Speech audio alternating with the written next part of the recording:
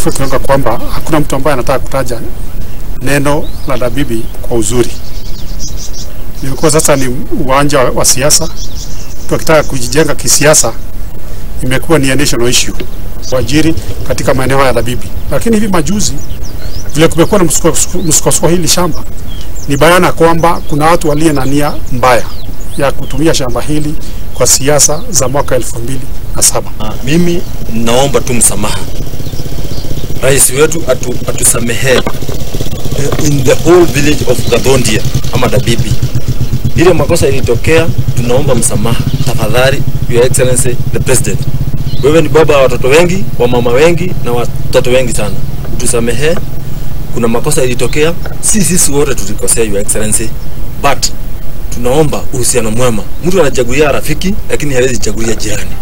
Wewe umekuwa jirani wetu, tumekuwa na mzee Benjamin Kiprei. Sisi hatuna fujo na mtu yeyote na tunataka kuwa na amani na vijana wetu. Tafadhali kusikuwe na hiyo chuki ati vijana wetu hawezi pewa kazi hapa kwa hii kampuni kwa sababu ya majina yao ya kutoka Gathondia iko na shida. So what we are saying, we want peace in our region. We don't want to see people running up and down because of what we actually don't understand.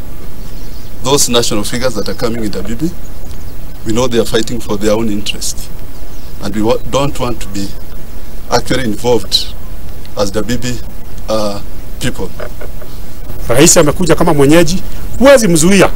Na hakuna katiba ya Kenya imesema kwamba kwa sababu wewe ni rais ama ni MC ama ni mbunge ama ni mwananchi wa kawaida usinunue mali.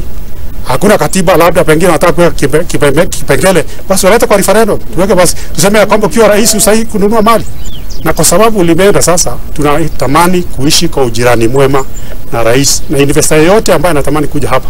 Hapa kuna makampuni mengi ambao wanapanda avocado, wengine ni maua. Tuna zaidi ya makampuni kubwa hapa. Zinaleta uajiri kwetu, pesa zinakuja kwetu. Lakini hili shamba likitumiwa sasa litahujumu hata investors ambao wako hapa. Wawekezaji hao wataanza kutoweka. Wengine wataanza kuwa na wasiwasi na uoga, waseme kwamba hatuwezi peleka mali yetu Dabibi. So tunaweka bayana na uwazi.